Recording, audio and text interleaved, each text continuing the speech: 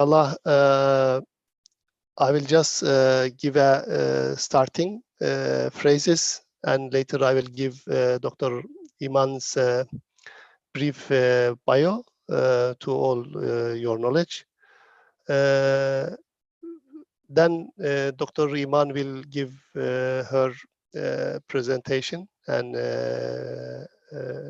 sharing her knowledge with you all. Later, we will have a Q&A session at the end, and you can put your questions during the presentation in the Q&A board. And we will select the question and ask on your behalf to the Dr. Eman for her answer at the end of the presentation, inshallah. At the end of the program, we will have a questionnaires which you can see in your chat box, which you have to fill the questionnaires and at the end of the program, which I can tell the brief about the program, how it will be going, inshallah. For the subject which I have to say very little words, we have to reclaim our lost values if we want to reach the future stronger with the arts, traditions, and culture belonging to us and our civilization. If we are here to display an assertive and authentic progress as a civilization in the future, we must embrace and re-equip ourselves with our literature, art, and aesthetical values. Now, allow me to introduce Dr. Eman's bio to your knowledge. Dr. Eman Assi has joined the Department of Architecture and American Architecture at the American University of Ras Al Khaimah as an associate professor in 2019.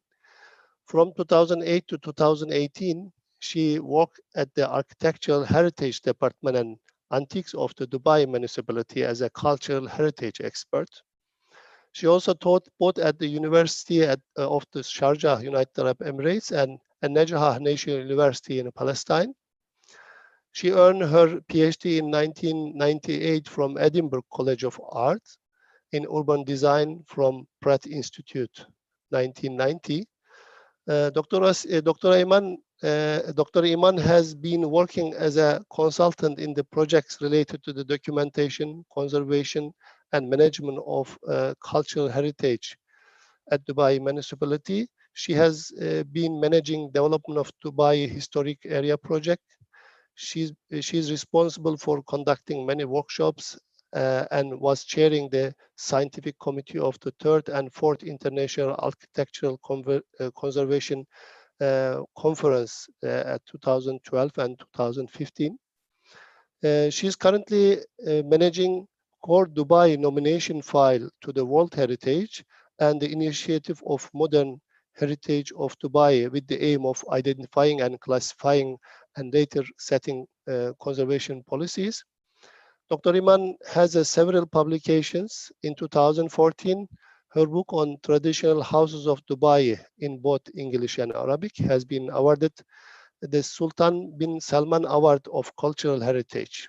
At present, Dr. Eman is a member of ICOMOS International Scientific Committee on Historic Towns, an expert member of the ICOMOS International Scientific Committee on Culture Roads, CIIC, and recently she joined the ISC 20th. This is a biography of the Dr. Eman. Doctor, now time, floor, and mic is yours, please. Thank you. You can unmute your mic, Doctor. Your mic seems muted. Yes. Thanks a lot, Dr. Sami. Assalamu alaikum, everyone. I would like to let me share my presentation first.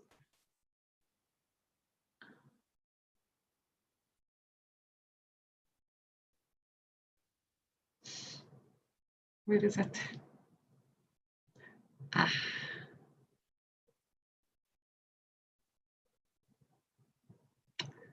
Sorry.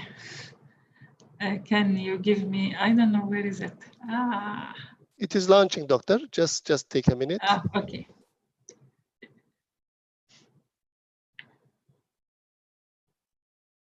I think it is down there. It is the Zoom screen. This is the Zoom screen. You just go down and see your presentation file and click on that one. Dr. Eman Assi, once you open the presentation. Okay, good evening, everyone. Assalamu alaikum, Ramadan Kareem. I would like to thank the Islamic Cooperation Youth Forum for inviting me to give the lecture. I think it's the subject is very important. And I hope you will enjoy my lecture and Safar, especially today is the last hours of the last Friday of Ramadan. So maybe some of you wants to leave it for ibadah or tayab. But anyway, I will really appreciate your attendance my lecture.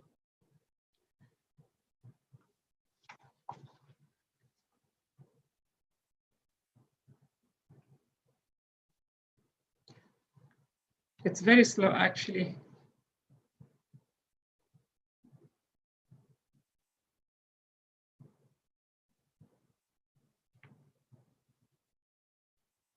Hello?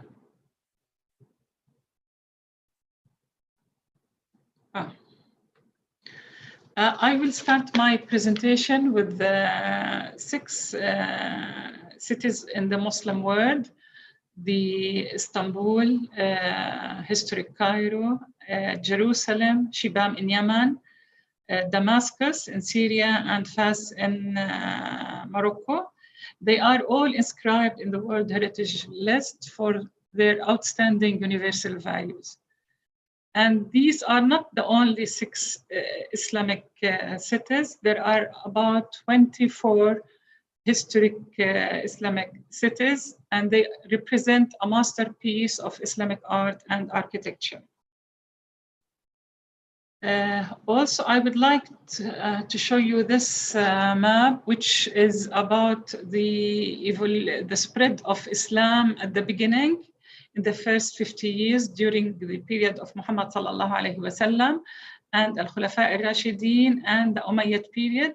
And you can show how quick the spread of Islam, I mean, in 50 years, it reached to Spain in the west and to Afghanistan in the east.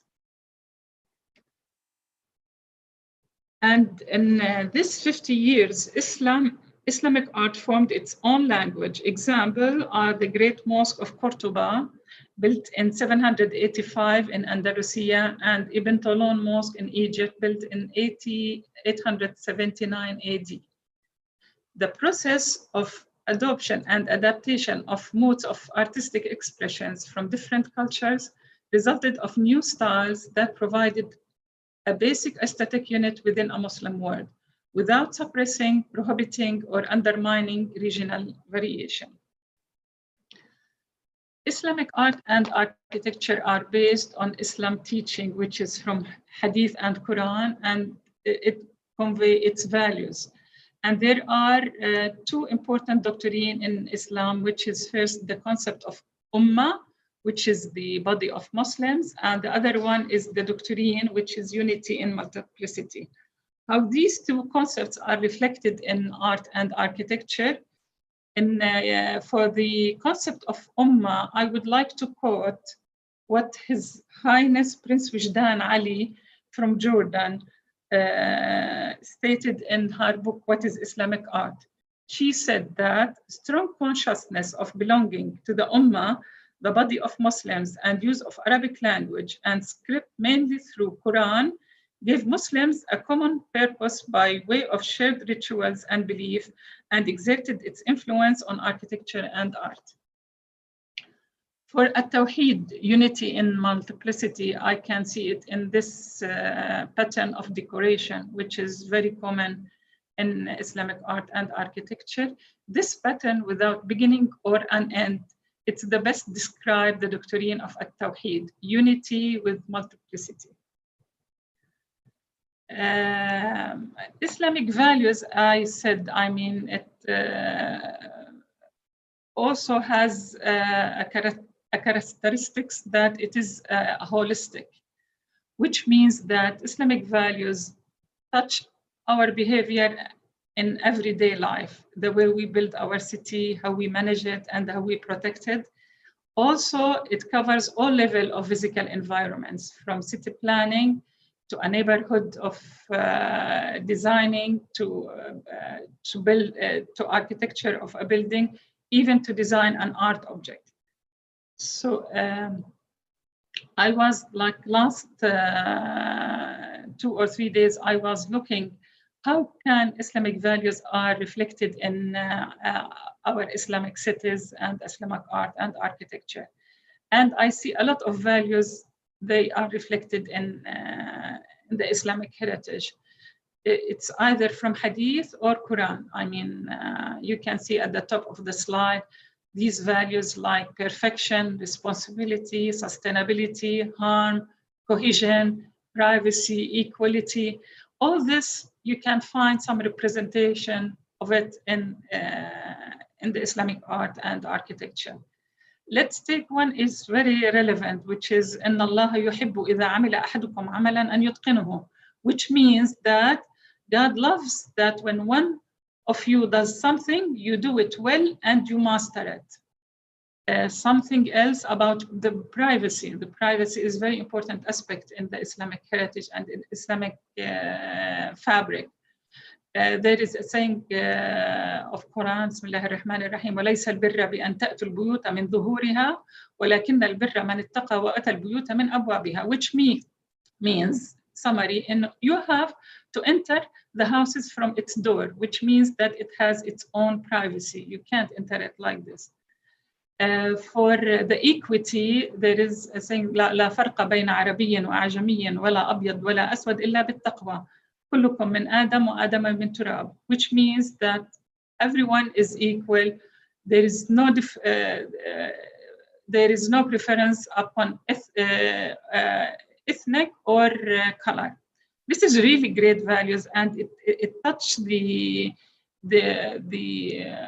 fabric of Islamic city and the sense of community. There is a lot. I'm not going to talk about all of them, but I will touch, I will return back to the privacy, the concept of privacy, and how privacy is very important in the Islamic city, and how you approach the neighborhood, which is a place for the community. You enter it from a main road, which is very public, then you access it through another one, secondary, which is semi-public, till you reach your house, which is very private. When you walk through this semi-public, I mean, it's very private. I mean, even there is no windows. It's very narrow, which means that it's only for the people who are living there. Minimum opening, as I said. The court house is also a place for a private place for women. So all these aspects reflect the value of privacy. Also, Islamic values, I mean, is valid for every time. And when I return to values of internationally modern nations, I can see a lot of similarities. Like I go for French Constitution's value, they call for freedom, equality, and brotherhood. For US constitutions, which call for the Bill of Rights, which is the freedom of religion, speech, and the freedom of press. German constitutions call for freedom of movements, free of choice of occupation, free of association, which all we have it in the Islamic, as an Islamic values. Swiss constitutions also call for liberty, democracy, peace, solidarity, and openness. When it comes to the design, I mean, Islamic art and architecture based on certain principles, which are aesthetics, and also this is derived from Sharia, which is Inna Allah Jamilun Yuhibbul Jamal. God is beauty and He loves beautiful things. Geometry. Geometry is really very important in the architecture of Islam. Calligraphy because the use of language, and the language is the language of Quran. So Quran is very important for us. And perfection, as I said, it's one of our values. When it comes to geometry, I mean, you can see that geometry is based on very simple forms, which is triangle, square, and circle. But the elaboration of it, it comes to it very sophisticated elements like this. It's muqarnas, which is an artistic and structural elements used to transfer this, the square into a dome.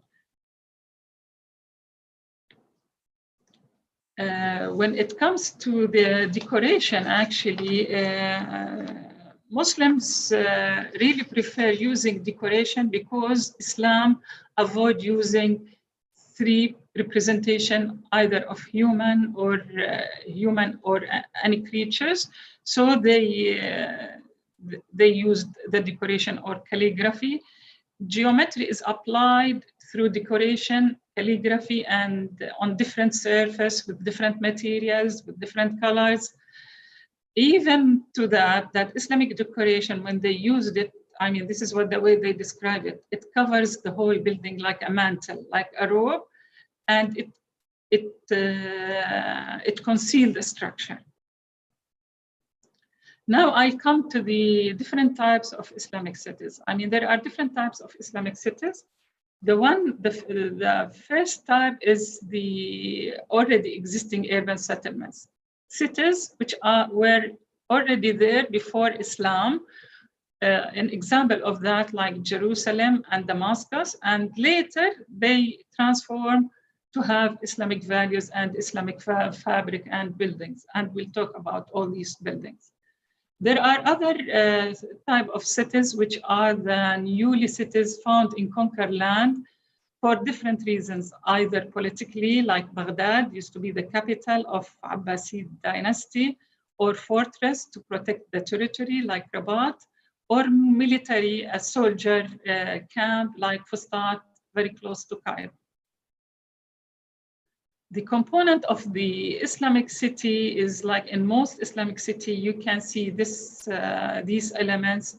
The first one is the Friday Mosque, which is at the center of the city. Around it, there are the commercial and administrative building. And from there, you can have access to the periphery, to the perimeter of the city, which is surrounded by a wall. And from the gate, you can enter the city through a commercial road till you reach the center where are the Friday Mosque. The residential neighborhoods are scattered around between these main axes. Just to describe the residential neighborhood, it's very plain and very simple with few openings. It's divided into different neighborhoods, sometimes according to religious. There is a lot of like Jewish quarters in Islamic cities. So it's there, or to the family, or I mean, it depends, but there are some different neighborhood. The neighborhood, as I said, you approach to it through transition from public to semi-public to private. Islam also introduced a new building typology as a physical attribute of Islamic values. The first one is the mosque. There is no mosque before Islam. So a mosque, it's a building type which is already, it's originated because of Islam, which is to worship and to pray. There are others, building types, which is originated and it's not found in other civilization. One is like madrasa. It is found because Islam encouraged acquiring knowledge. The first ayah of Quran is Iqra, Iqra bismi rabbika, read. I mean, there is a lot of هل يستوي الذين يعلمون والذين لا يعلمون. Are the people who knows equal to the people who don't know? I mean, there are a lot. إنما يخشى الله من عباده العلماء. So people, I mean, there is like encouragement of Islam to build a lot of madrasas to learn and to know. Sabil also. Sabil, it's a place for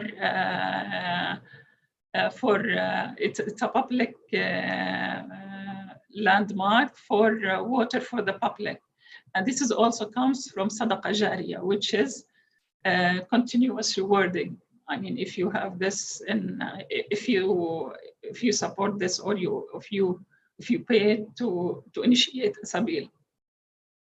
Khanqa and Rabat also are buildings where is a place for spiritual retreat. Caravanserai, a roadside inn to protect the people who are coming to Mecca or to protect the trade routes. Mausoleum is also a building for social and religious function.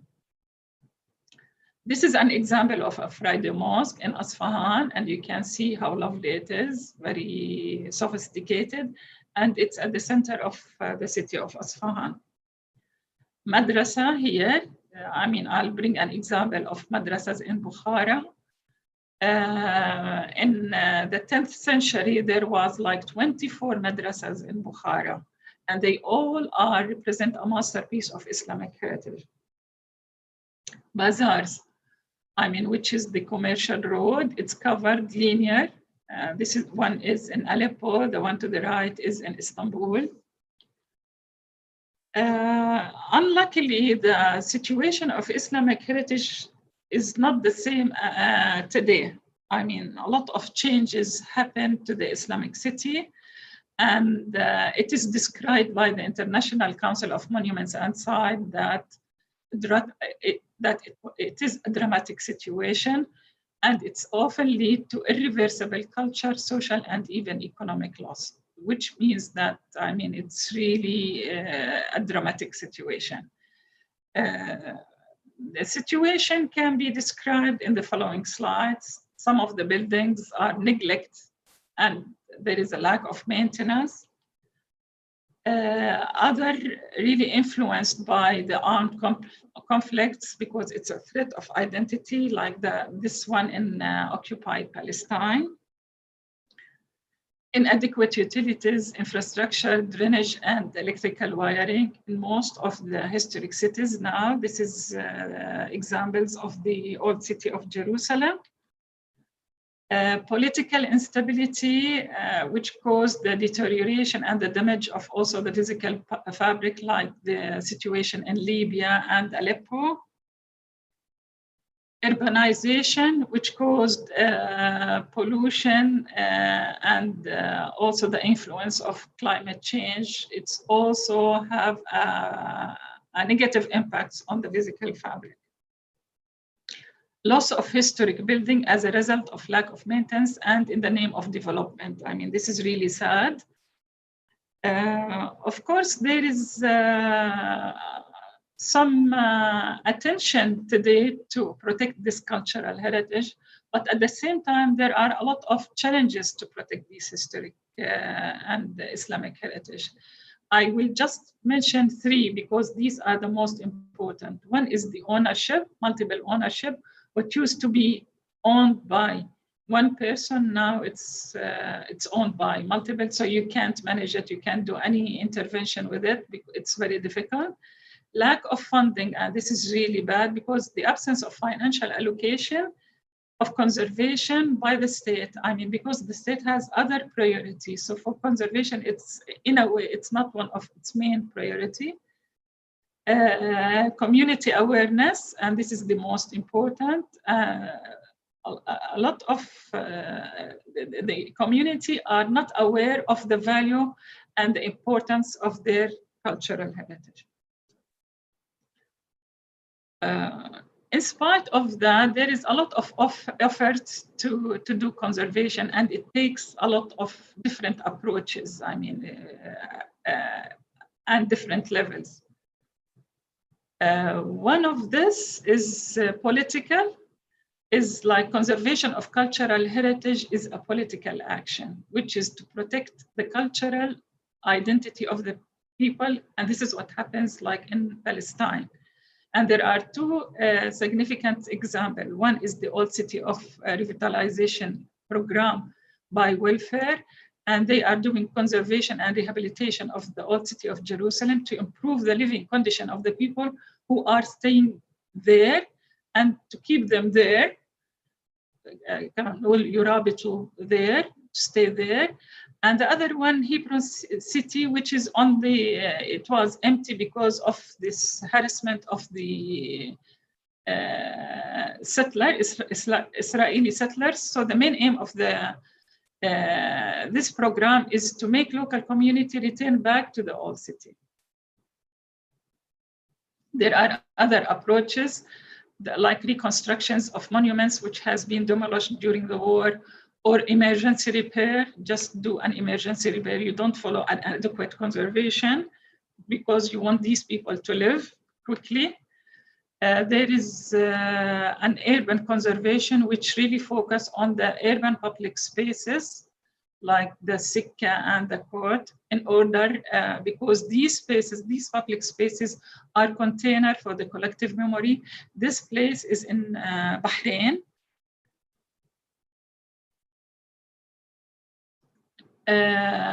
Another approach is the social and economic development, and the main aim of it is to create jobs for people, and usually it takes this through tourism, like restaurants and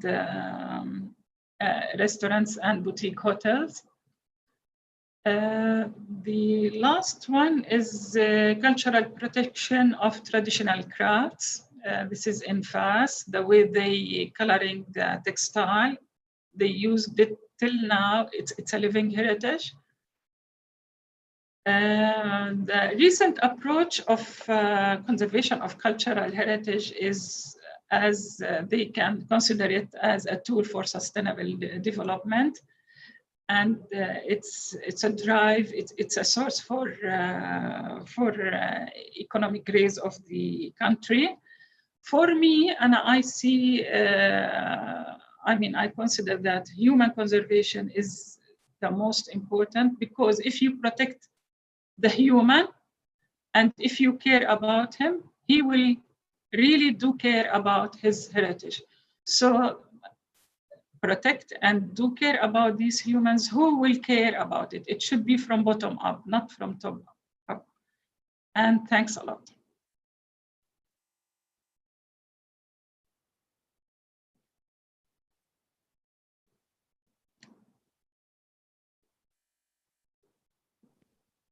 Thank you very much, Doctor, for your valuable presentation. We all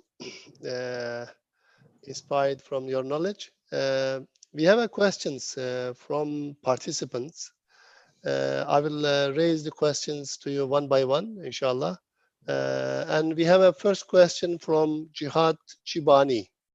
He is asking, how can we preserve our tangible Islamic art as youth in the age of social media? How can you conserve tangible through media? Islamic arts as a youth in the age of social media. As a youth? In the age of social media. Yes, I think social media now, because I was focusing on community awareness, it will be really a good tool towards community awareness. So once the people, you raise awareness for the significance through media, you can, through lectures, anything, it's a strong media now. It's like, so I think it's really a strong tool to conserve cultural heritage. It's a starting point. So it's a good question, actually, because I was always say, you have to work on community awareness. You should start with community awareness. And media is really a strong tool to raise community awareness. Yeah, for a second question from Mahbub Abdullahi from Somalia. He's asking, he says that, how can we review our Islamic civilization with the help of our civilized history. How I can didn't we? know what he. How can? How can we revive? Revive is the, I think, the word here. Our Islamic civilization with the help of our civilized history. He's asking the revival of Islamic civilization with the roots with our history. That's what he meant, I believe. I think, I mean, you have to go to every the cases like you have to go for the significance. I mean, what are like these sites are significant for, as I said, if it's for like military, or I mean, you have to define its significance, and then you from that you identify the attributes, the physical attributes, and within the policies with the nation, I mean, you institutionalize this, you can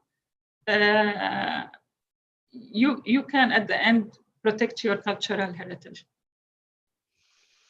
Yeah, there is a third question. Thank you, Doctor. Fawaz Sinar, the question which asking, there is a still controversy in applying arts through our life. How this Islamic art can spread into the broader area?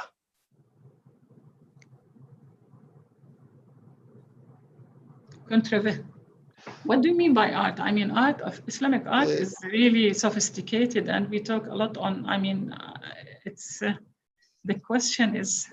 I think he refers to the art, controversial art of the Western civilization. He's asking how Islamic art can be spread into the broader area. He's saying how to enlarge our Islamic art to our life. He meant, I believe.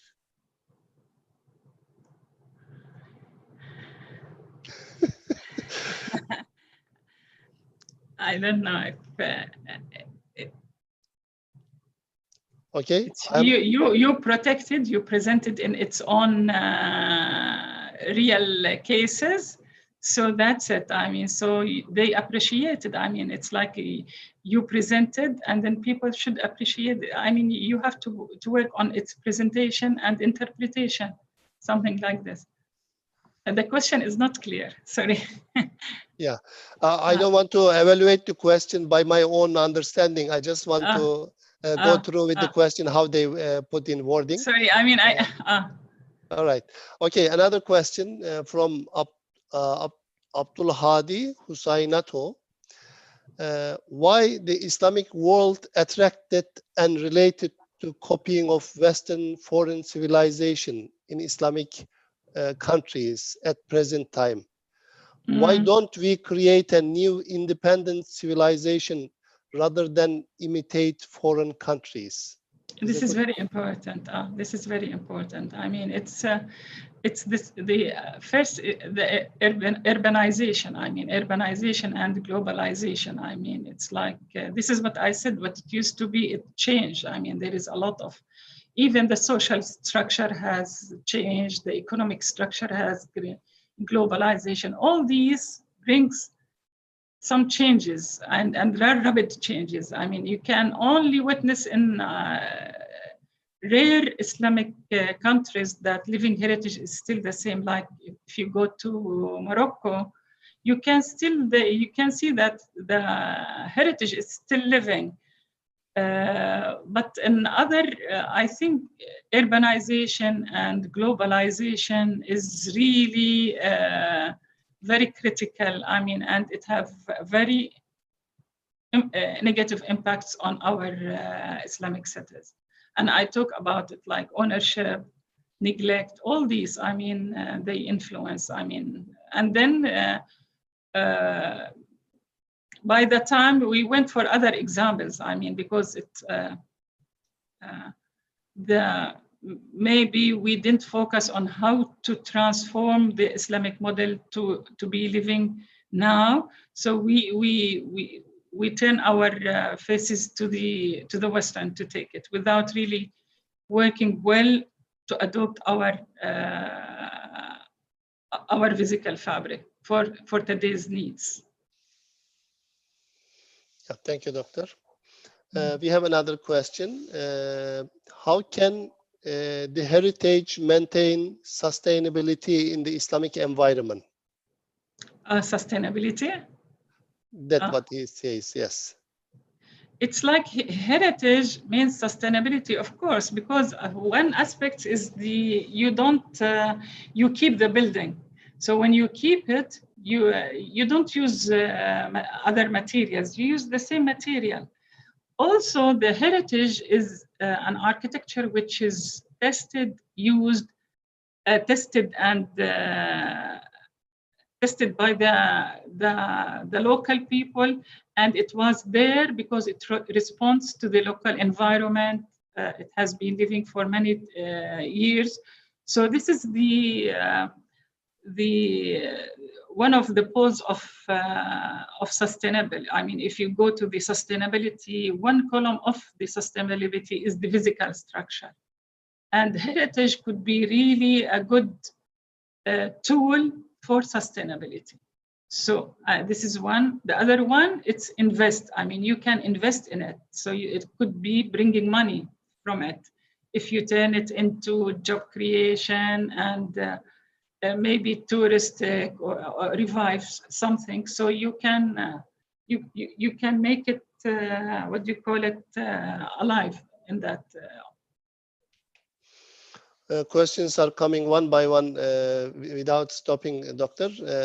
Our participants are very much interested on your presentation, and also they have already absorbed all the knowledge which you have shared with us. Thank you very much again. And another question is here is, what is your suggestion in harmonizing the modern and Islamic heritage with the force of globalization? Okay. This is a very good question. I always ask, I mean, because heritage, what used to be a building which is historic for the old time, we should really have something for our own time. And by the way, I mean, values are there, but the way it will be reflected maybe in new materials, I mean, the value, it's still there, like privacy is still there, but maybe you use different materials, different concept, but inspired by the value. I mean, as long as the value is there, so it is the Islamic principles is there, but you can use maybe other structure, different materials, composition. So with this, it's like you do continuous. I mean, you work on continuity of the architecture. Don't freeze it till the old one. We have to do our own, but inspired by our values, and use modern technology and processes. Thank you, Doctor. We have another question. How can we preserve the Islamic heritage from the destruction caused by wars?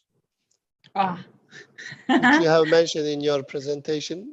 One of the destruction, yes, which pictures were also very sad pictures, which we have seen in many Islamic monuments. Sadly, you don't know actually. You can't, because even the conventions, the international conventions, it's ethics. It's not committed. I mean, they don't really. Countries are not. It's not a commitment by the country who signed the convention. It's an ethics.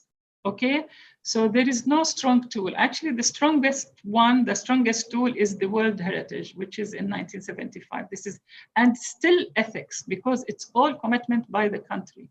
You can't force it. And you can see, I mean, a lot of resolutions happen to, like for Palestine, and nothing happens. So sadly, you can't do anything. I mean, it comes from the country who is invading, if they really do care about other heritage. But right. It's a very weak, sadly. I mean, it's very sad. And that's why we are now seeing this. I mean, even the ECOMOS and the international bodies, they try to do something that they couldn't do. I mean, they just condemned, and that's it. Right. I just would like to remind all the participants to fill the questionnaires which is being shared with them while I'm putting the questions for the answer. We have another question, Doctor, from Difa from Indonesia. He says that Islamic buildings are somehow beautiful and detailed with art. Is there any reason behind these details of art of buildings? Yes. What is the reason? What is the reason? Because as I said, I mean, the most principal components of Islamic architecture is decoration and calligraphy. And they can't do on like representation of human bodies and human figures like the Western architecture. So, and one of the values of Islam is perfection and aesthetics, al-jamal. So the sunnah, the crafts, they see the decoration and calligraphy is a way to express this beauty, the beauty of Islamic architecture. And I said decoration and calligraphy. Calligraphy is the language of Quran. So, and this is, of course, I mean, this is the most two important factors which characterize Islamic architecture in the buildings. You can see it everywhere, calligraphy and decoration, everywhere. Following with this question, there is another question coming. Since there are some arts that allows in Islam, also art that is forbidden exist. How Islam manage the art on each form of the building? One of the question also came. You mean figurative? Figurative? Yes. Actually, at the beginning of Islam, there are some figurative arts. I mean, if you go to the Umayyad Palace in Jordan, Qusayr Amra, you can see a lot of representation of people, their paintings. You can see them also in Alhambra, representation of lion, as you can see. In some Indian architecture, you can see like peacock, some animals. But in all these representation of human figures or animal figures are not allowed in religious building. They can have it in private buildings, but they don't have it in religious and formal buildings. Okay. And even the representation of figures, it's rarely, I mean, it is found, but it's rarely. They focus more in geometry and calligraphy. Right. Another question from Nigeria, Doctor. Ismail Adebayo is asking, what is the Islamic injunction on a country surpassing another country? What is the Islamic injunction on a country suppressing another country? I think it's political, this one. I didn't know. I mean, I don't know. Suppressing. I don't know. I didn't understand it, but I feel it's political. I don't know. I think what I understood from the question is, what he says is that the art which is being developed by one country, which can influence the other country, suppressing on their skills of art, maybe. I don't know. Just the question is not very clear. Not very clear, I don't. Okay, we have another question from Pakistan. I mean, okay. Shahid Khan is asking, how do we see the future of Islamic architecture with impact of modern technology?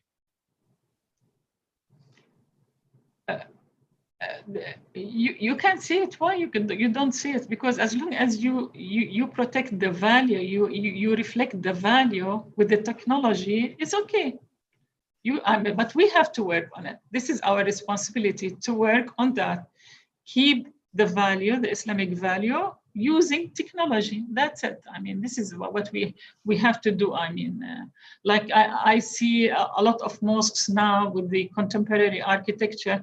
This is, I mean, they kept the value of Islam in the mosque, but they use different forms. I mean, but the mosque is still a mosque. You pray, and it's very spiritual. It has all its elements. So that's it. I mean, you can, as long as you keep and you maintain the value is very important, and the significance, you can do it. You can do it. And this is our main responsibility and challenge, actually. From the question, what I understand, all the participants are trying to merge our past into modern. Yeah, into modern. to the modern.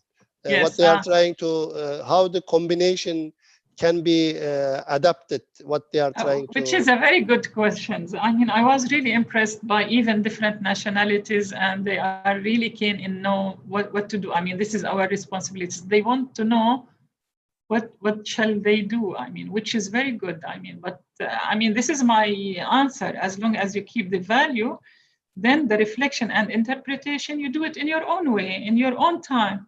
That's it.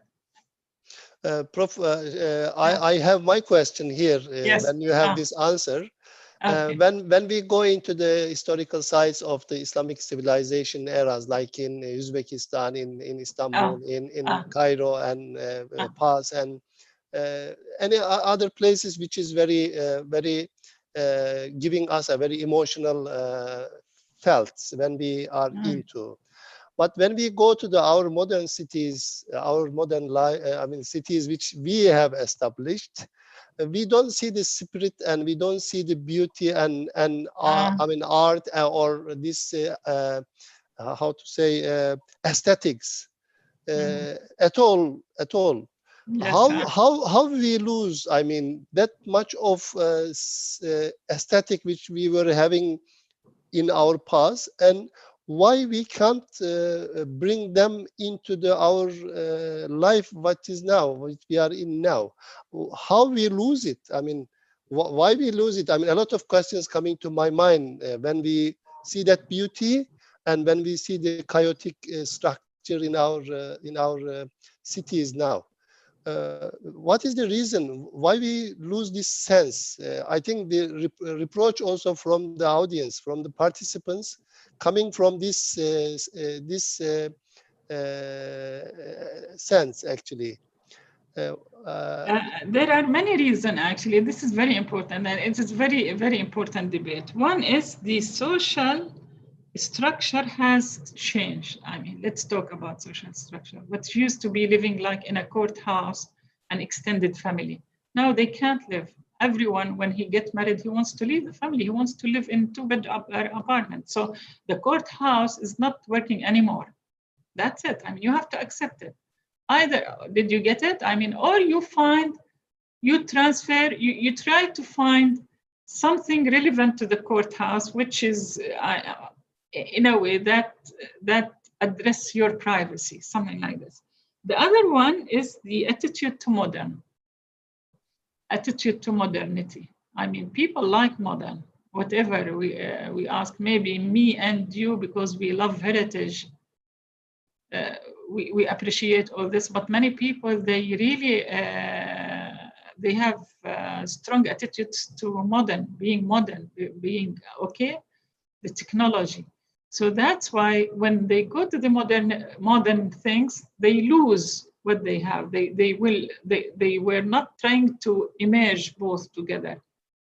So it's like either this or that. But I mean, our own way is try to make a connection between modernity and the continuity. This. But I mean, you like heritage spaces and historic places. I do like it, but I mean, when I was doing my PhD, I did it on the city of Nablus, and I was asking the people, what do you like about the historic city of Nablus? And they said, we don't like it. It's very dark. I mean, and I was really shocked by this. Why do you like the historic city? So it's maybe we are like thinking about ourselves, but there are a lot of people, they have this attitudes to modern. That's it. Being contemporary. I think so. Thank you very much, Doctor. I have last questions. I will combine 4 of them and put it in a one question. Fatani Abdullah from Indonesia. She's asking, how about Islamic architecture or city planning in Southeast Asia? Is there any evidence? She's asking. And another one, Heba, is asking, how can we put our heritage on the way of modernism? Is a similar question which you have answered earlier. Yes. And also Sheikh Muhammad Idris from India. He's asking, is there any opportunities for youth in the present time on Islamic art and architecture? He says, is there any opportunities for youth in present time on Islamic art and architecture? I really don't know. Yeah. Another one, Mohab Hamada. What could be the main reason of people losing interest in preserving the Islamic heritage or fabric of historical site in some countries? Yeah. Awareness. They are not aware to they are. I mean, I will come from the answering Mohab. They are not, because they are not aware to the importance of the cultural heritage. They don't know that this cultural heritage, they identify with it. It's their identity. I mean, it's part of them, part of their memory. So they are not aware. I think one is they are not aware. If they are aware, you don't have to find policies like, if you go like to, sorry to say that, to get an example of Europe, like Paris. If you go to Paris, people love the old ones, love the old houses. If you go here, no, why do I have? So the mentality, I mean, they are not aware to the value of heritage. I mean, that's it. So awareness, I will keep saying awareness. It's a behavior. I mean, you appreciate your heritage because it's part of you. It's you identify with you, and you are proud to be part of this heritage. I mean, this is, you have to reach to this statement. You are proud to be part of this heritage. That's it. So you keep it, you protect it. And it comes from the people. I mean, and this is the best. I mean, even if you enforce some policies, if the people are not knowledgeable, or they will not keep it. And I have an experience in Jerusalem, actually. I was doing community involvements in protecting a house which is like 500 years old. And I entered the house, and she has a tile ceramic. She said, the old tiles is very bad. So I covered it with the ceramic tile. I said, what did you do? She said, no, I don't like it. She doesn't know the value of the tiles. So that's it. I mean, it's like, what do you do with her? You have to convince her that the tile is very authentic. It's part of the value of the house. So it's awareness. Awareness is the most important. I will go to the Indonesian city planning. There is no, actually, I didn't mention that. I mean, the debate on Islamic architecture or Muslim, and I really like the title you have mentioned. It's Muslim words, not Islamic city, because there is no Islamic city. I didn't touch it because it's very philosophical. So Islam is very regional. I mean, there is no type you can call it, this is the architecture, because it's spread all over a wide spread of area, which has different characteristics of materials, climate, resources. So everyone has his own response to the solution, as long as he is keeping the value. For example, I mean, in Morocco, they use mud. In Bilad al-Sham, they use stone. I mean, and you completely see the interpretation is different because the material is there. If some place is very hot, so you work on the planning to avoid heating. When cold, no, you are open, like in China and Indonesia. It's totally different. It's maybe humid. And so what do you have in the place? Really, you have to reflect on these conditions. And that's it. Last question, doctor. Now we are asking your advice. What if we ask you to give an advice to the youth to encourage them to approach the past heritage and make them to live within? What is your advice to youth to take? To live in it? To live in to live in it, yes. To live in it.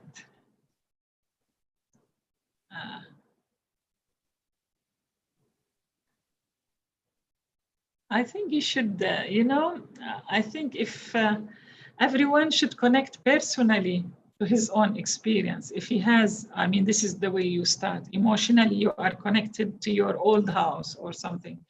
Try to connect something personally to you, not any old house. I mean, because this is your memory of your father. So start with this. I mean, if you have an start work to build up on your experience and memory, your personal memory, either from the family, and you try to work on this. Yes, doctor. Thank you very much for your patience, and we have taken your valuable time. It's almost 1.5 hours. A lot of questions, actually. Yeah, a lot of questions, and it is good to have a question from the youth yes. to put for the heritage. When you put youth and heritage, maybe people will consider that they are in a modern time and living in modern technologies and such, but the interest of the youth for this topic is very, we are very appreciated on their interest. And right now, what you say in your presentation, which I love most, is which is the verses of Quran. God is beautiful and He loves the beauty. That is the source which comes from for all our aesthetic and architectural how to say production for as an Islamic civilization. And also what you mentioned is that which is very also emotional. Center is always is a Friday mosque in Islamic cities. Center of the city is the Friday mosque. This is very also important statement which you have mentioned, which is the fact in the Islamic cities. Now I think as a youth we have to put the mosque in the center of our life, as a center of our heart. Yes, to start with actually. Thank you very much for your contribution, your valuable information. And also those are the one which you mentioned, that how our ancestors built is a mosque, which they build a mosque, which they put the mosque in the center of their life and their heart, and which they build a sabil, which you mentioned, which is for others to utilize for their needs. And Kervansaray also another safety, which they build monuments for others to safeguard themselves. I mean, when the participants absorb your presentation, how to say, with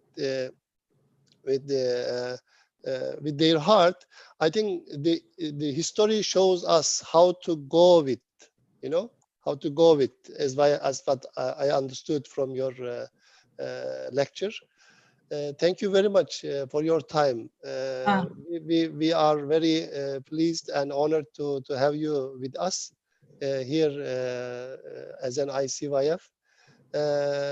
I just would like to brief you as well as the participant about our programs which we are conducting these days. When we have this pandemic issue, we have transformed all our programs into digital and online platforms. Now we are doing our programs because of the pandemic issue online, and this widen our coverage, and also we are reaching to the bigger audience through these means. Now we have a MOIC programs, which is model OIC programs to the universities and high schools, all Islamic countries. And Diplomacy Academy, we are also conducting online for the participants. Volunteering program is ongoing also online with the partnership with the UN agencies and some domestic agencies and Red Crescents and other NGOs which is partnering with us, as well as media camps, debate championship, as what we are now is Islamic heritage and OIC Youth Capital, gender training. These are our activities which we have already placed in the online for participants to follow. And also we have a new initiatives which we are hosting as a special edition talk in the country's high-profile speakers, ministers, and director generals or secretary generals of the institutions. We have an Ideathon challenge, which is a new concept which youth is very much interested, as well as we have a design school. We have many other programs which we are conducting online, which our audience can go through our social media accounts and websites to check and get the details from. This I just would like to give this information to you as well as to all the participants and audience who are listening and watching us from our social media and here. And I just would like to wish a happy, blessed Eid al-Fitr to all our brothers and sisters in the Muslim world. And I will thank you again for your valuable time and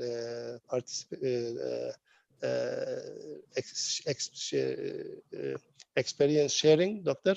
And also I would like to thank on the ICYF behalf Mr. Taha Ayhan, who is the president of ICYF, is also thanking and giving his appreciation for your presence and being with us here on our program. Thank you very much. We wish we will have some gift and souvenir for your time and contribution here, but inshallah, when this pandemic is over, we would love to visit you in person, inshallah, to bring our appreciation, token of appreciation with us, inshallah. We are praying to Allah to safeguard us in this situation and ease our situation soon, inshallah. Thank you, Doctor. Thank you very much. If you'd like to have a last word, yeah, please. Yes. Thanks a lot, Dr. Sami. I was really happy to give this talk, and I was really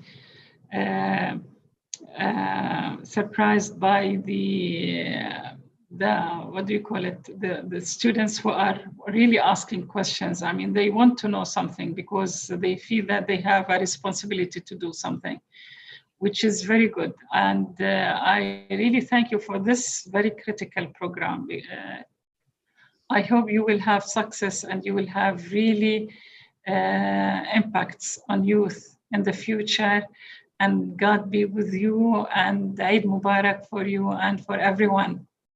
Thank you. Thank you very much, Doctor. Okay. Thanks a lot. Okay. Thank you very much.